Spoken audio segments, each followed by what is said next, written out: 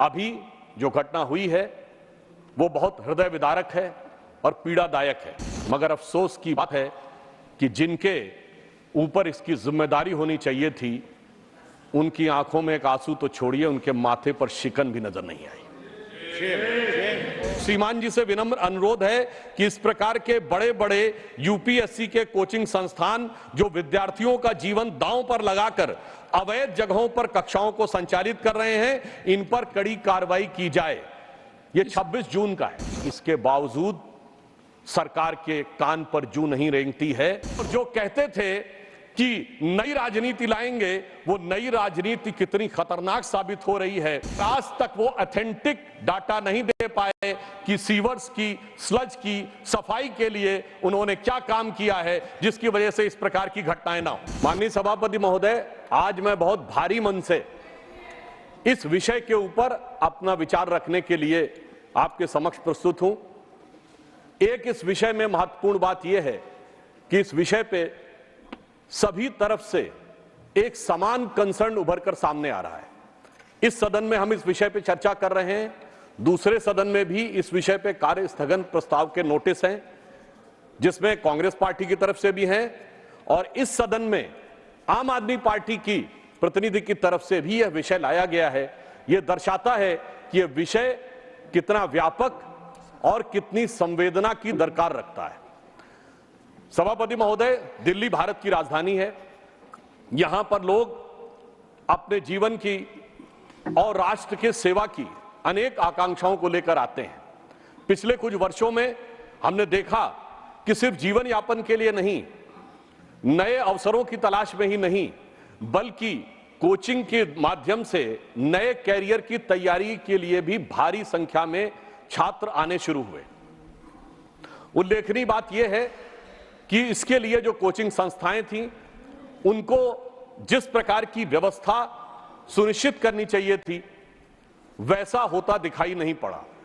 उससे अधिक संवेदनशील बात यह है कि सरकार को जिस गंभीरता और सतर्कता के साथ उस पर नजर रखनी पड़नी चाहिए थी, वो भी नहीं हुआ।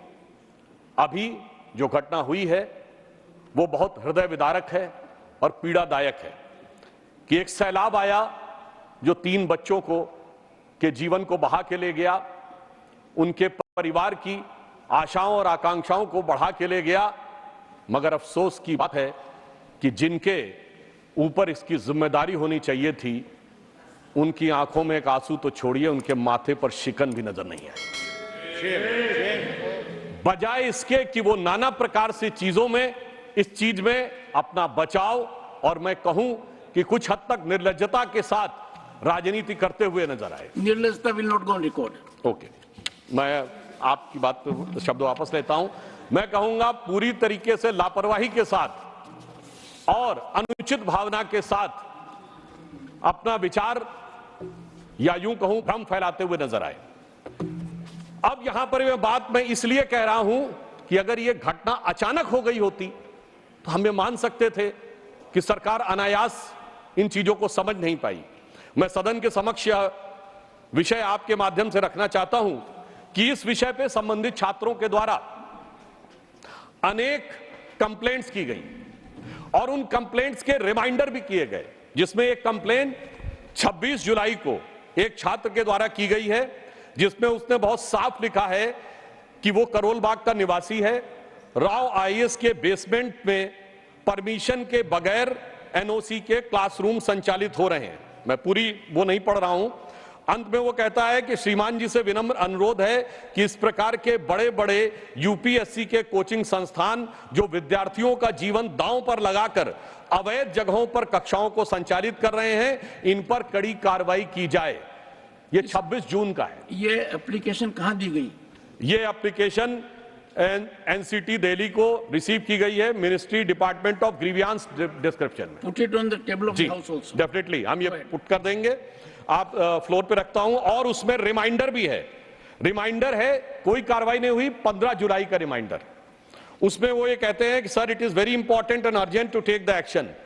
फिर 22 जुलाई को, एक हफ्ते के बाद, फिर वो रिमाइंडर देता, sir please take action, the issue of student safety is there. मगर इसके बावजूद सरकार के कान पर जू नहीं रेंगती है और इतनी बड़ी All घटना three अंजाम may हो be जाती है। placed ji, on the table of the definitely. House. Go ahead. अब एक और मैं विषय ध्यान देना चाहता हूं इसी बीच में। ये 26 जून से लेके और 22 जुलाई के बीच की घटना है, परंतु इसी बीच में इसी बिल्डिंग को 9 जुलाई को फायर डिपार्टमेंट एनओसी दे देता है। यानी ये कार्रवाई चल रही है। वो एनओसी की कॉपी भी मैं आपके समक्ष रख सकता हूं और एनओसी में बेसमेंट को स्टोरेज के लिए दिखाया गया है। अब यदि वो फायर डिपार्टमेंट ने एनओसी दी है और स्टोरेज के लिए दिया है तो क्या बगैर इंस्पेक्शन के किया? क्योंकि 26 जून को शिकायत चल रही है और 9 जुलाई को एक दूसरा विभाग स्टोरेज के लिए दे रहा है, तो या तो बगैर देखे हुए दिया गया है या फिर बहुत देख समझकर किसी अन्य अपरिहार्य कारणों के माध्यम से लिया गया है। तो इसलिए हम ये कह सकते हैं कि ये अपने आप में एक लापरवाही नहीं, बल्कि ये एक प्रकार का एक आपराधिक कृत्य है, एक प्रकार की क्रिमिनल नेग्लिजेंस है, जिसमें जानते बूझते बच्चों को उस हद तक उनके जीवन को खतरे में डालने के तक ले जाया गया। और मुझे अधिक वेदना इसलिए होती है सभापति महोदय कि दिल्ली में मात्र कुछ दिन पहले पीने के पानी की किल्लत थी और उससे लोगों की जान जहमत में थी। आज सीवर के पानी से जान हलकान है। आप सोचिए कि जो लोग इतने लंबे समय से हुकूमत कर रहे हैं और पहले कहते थे हमारे पास ये नहीं है, हमारे पास वो नहीं है, आज तो एमसीडी भी आपके पास है, सरकार भी आपके पास है, और जो कहते थे कि नई राजनीति लाएंगे, वो नई राजनीति कितनी खतरनाक साबित हो रही है और लोगों की जान कैसी हलकान किए हुए है, और उसके बावजूद उनकी तरफ से सिर्फ सियासी बयान है और इसके अलावा कुछ भी नहीं है।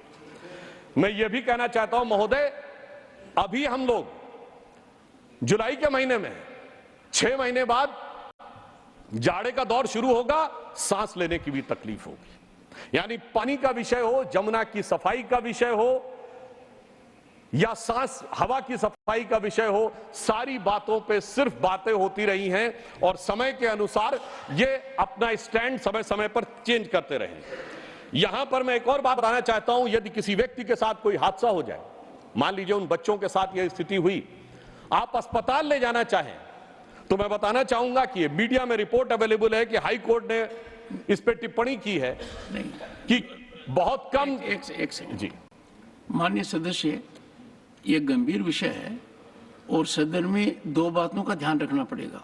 एक तो आप विषय पर ही बोले और दूसरा मीडिया रिपोर्ट को आधार नहीं बनाए।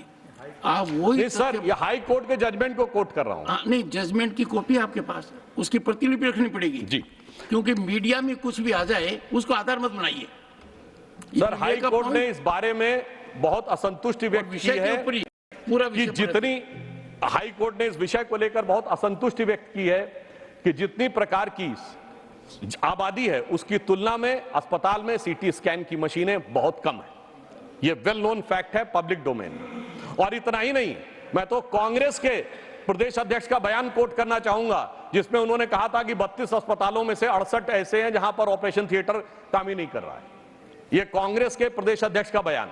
अर्थात ये मैं सिर्फ ये बताना चाहता हूं, लोगों की जान के प्रति लापरवाही का विषय किस सीमा तक है और उस सीमा पर चलते हुए ये स्थितियां इस प्रकार की आती हैं कि नोटिसेस छात्रों के द्वारा हैं, आगाह जनता के द्वारा किया जा रहा है, परंतु उसके बावजूद हमारी दिल्ली की सरकार इस विषय में किसी भी प्रकार का कोई प्रभावी कार्रवाई नहीं कर रही। आज मैं आपके माध्यम से पूछना चाहता हूं कि दिल्ली सरकार के पीडब्ल्यूडी डिपार्टमेंट और एमसीडी को, क्योंकि इसमें जो मुख्य कारण रहा, सफाई नहीं की गई, सीवर में स्लिटिंग की सफाई नहीं की गई, जिसकी वजह से सीवर का पानी बैकफायर किया और मात्र 2-3 मिनट के अंदर पूरा का पूरा बेसमेंट जिस तरीके से भर गया।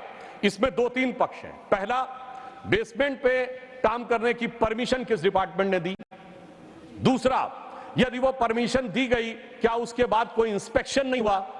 तीसरा, कि यदि उसके ऊपर कोई शिकायत की गई तो उसके ऊपर कोई कार्रवाई की गई नहीं। और चौथा, आसपास के सीवरों की जो स्लिट स्लज थी उसकी सफाई की गई या नहीं, इस बारे में जानकारी या सदन जानने की आवश्यकता रखता है, क्योंकि इन चारों चीजों ने मिलकर उन 3 बच्चों की जान के साथ खिलवाड़ किया है। मगर अफसोस की बात यह है कि हमारी सरकार दिल्ली की जो इतना प्रचार करती है कि हमने ये किया, हमने वो किया, मगर आज तक वो ऑथेंटिक डाटा नहीं दे पाए कि सीवर्स की, स्लज की सफाई के लिए उन्होंने क्या काम किया है, जिसकी वजह से इस प्रकार की घटनाएं ना हो। जब से वो सरकार में आए हैं, ये एक वेल नोन फैक्ट है कि जल बोर्ड का घाटा 74,000 करोड़ रुपए हो गया है। यानी एक तरफ आपके संस्थान निरंतर घाटे में जाते चले जा रहे हैं, दूसरी तरफ उसमें भ्रष्टाचार के आरोप लगते चले जा रहे हैं, तीसरी तरफ शिकायतें आती चली जा रही हैं, और इसके बावजूद भी उनके ऊपर किसी प्रकार का कोई प्रभाव नजर नहीं आ रहा है। इसलिए यह आवश्यकता है कि सदन इस विषय के ऊपर बहुत गंभीरता से विचार करे। हम यह भी आपके संज्ञान में रखना चाहते हैं कि इन चीजों के ऊपर कोई कार्रवाई न करते हुए भी सरकार किन चीजों पर कार्रवाई कर रही है। हम ये बात पूछना चाहते हैं कि इस विषय के विभागीय मंत्री, मैं उनका नाम नहीं लेना चाहता, विभागीय मंत्री हो या सरकार की तरफ से हो, क्या उन्होंने किसी प्रकार का तथ्यात्मक आंकड़ा सरकार के द्वारा जनता के सामने रखा है? नहीं रखा है। उन्होंने आकर सिर्फ बयानबाजी की है। यह दर्शाता है कि उनका उद्देश्य वास्तविकता, क्योंकि वास्तविकता तो वो मेरे विचार से सभापति महोदय सामने रखने की स्थिति में ही नहीं है, और उन्होंने इस विषय पे कितना मद में व्यय किया है, मैं आपके माध्यम से पूछना चाहता हूं कि सीवर की सफाइयों को लेकर उन्होंने कितना व्यय किया है, जबकि यह बात लोगों की जानकारी में उपलब्ध है कि दूसरी चीजों पे बहुत व्यय किया है। एडवर्टीजमेंट के ऊपर 2012-13 में जब कांग्रेस की सरकार थी तो 13-14 करोड़ रुपए व्यय होता था, अब 568 करोड़ रुपए व्यय। मैं पूछना चाहता हूं कि बिल्डिंग्स के कंस्ट्रक्शन के ऊपर, जांच के ऊपर, सीवर के ऊपर कितना उन्होंने व्यय किया है 2021 में? नहीं सर, उसी पे बात कह रहा हूं।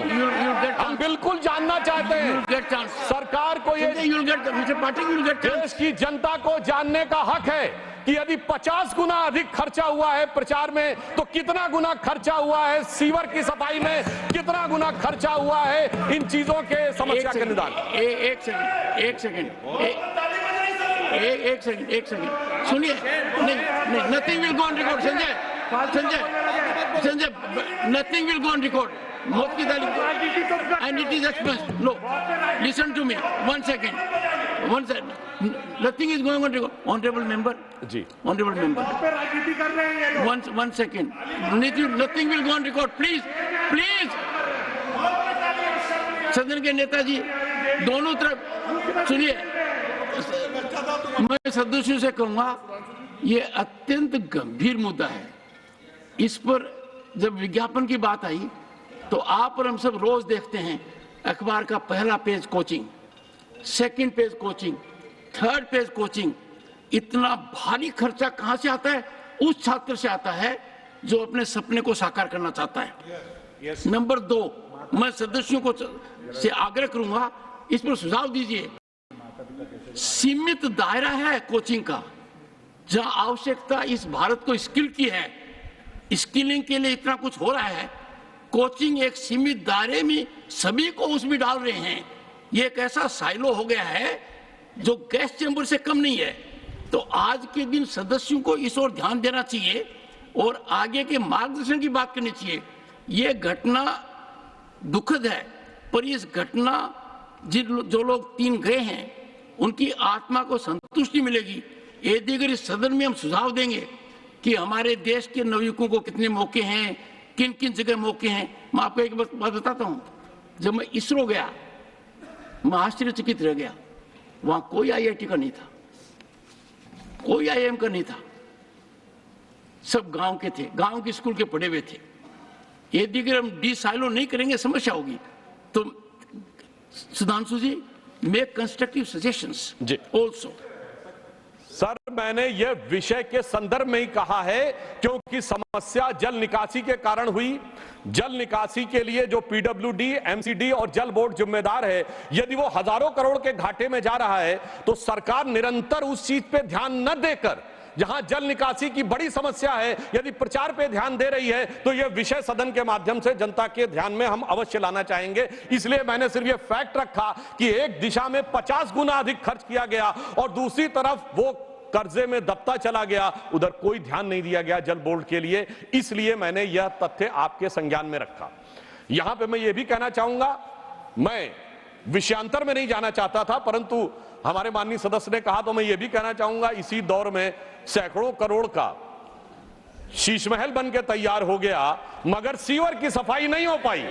और यदि मेरी बात पे आपत्ति है हमारे सम्मानित सदस्य को, तो वो ये आंकड़ा सामने रख दें कि कितना खर्चा उन्होंने उस कंस्ट्रक्शन पे किया था और कितना इन्होंने खर्चा इस कंस्ट्रक्शन पे किया है।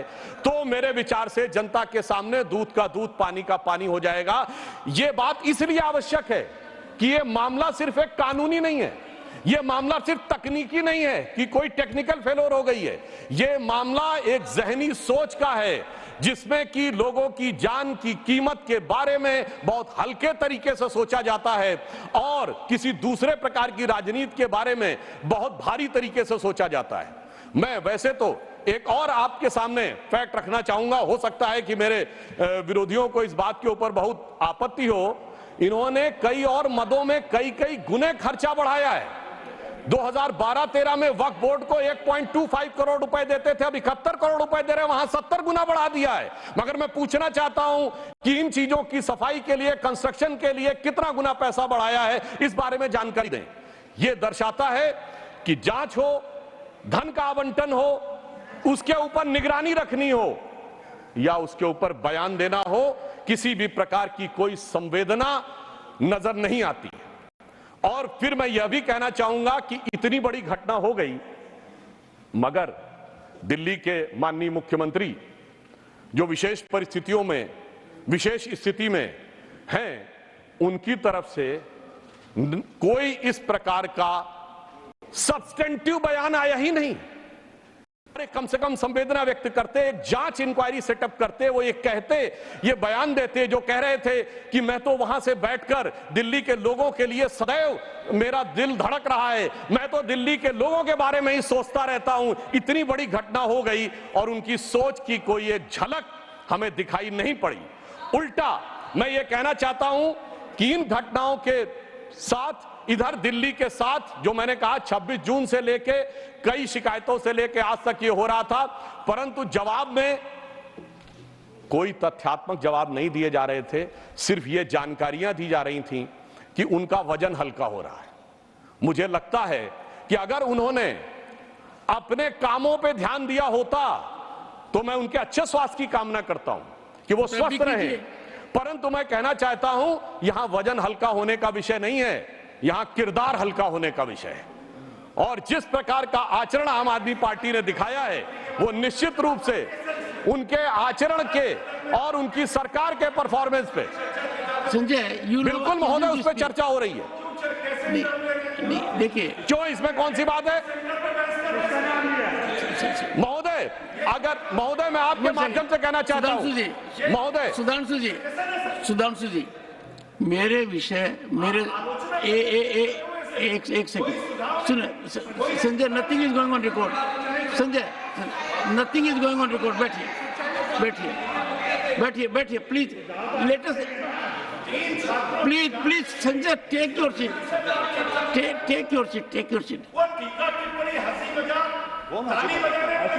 हाँ बात देखिए, नहीं, nothing is going on record please, nothing is going on record. नहीं, नथिंग इज।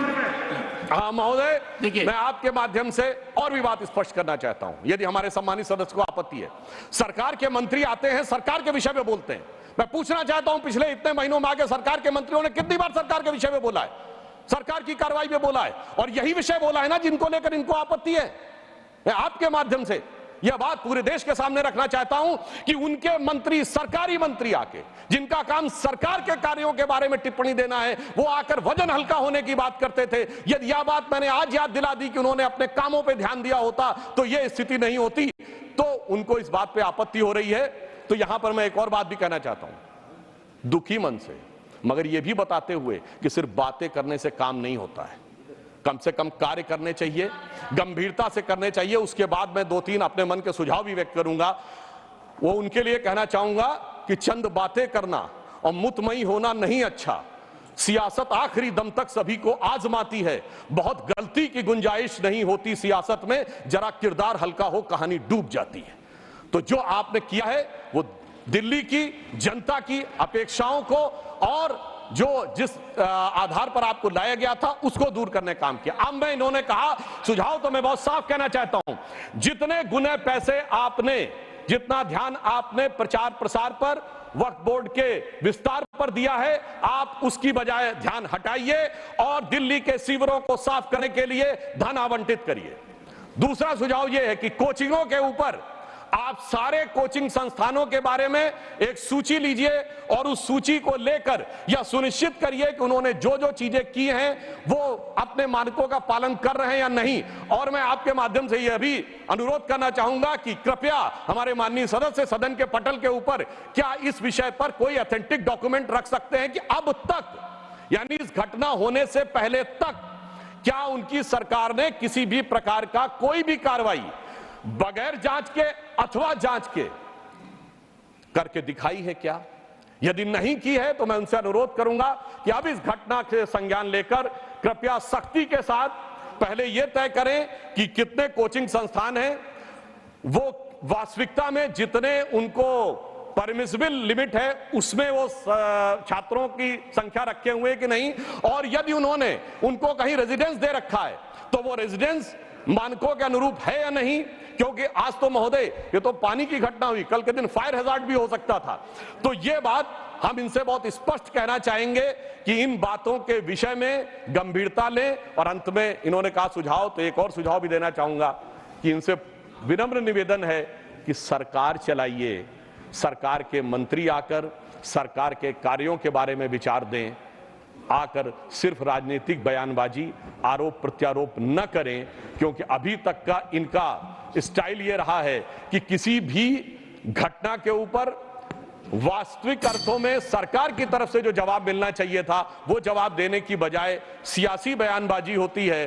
तो मैं अंत में सिर्फ ये कहते हुए अपना निवेदन समाप्त करता हूं कि यह घटना बहुत हृदय विदारक है और इस घटना के बारे में जैसी संवेदनशीलता की अपेक्षा दिल्ली सरकार से थी वो नहीं हुई है। इसलिए इस पे एक गंभीर जांच होनी चाहिए और संबंधित लोगों की जिम्मेदारी सुनिश्चित की जानी चाहिए ताकि भविष्य में ऐसी घटनाओं की पुनरावृत्ति ना हो सके।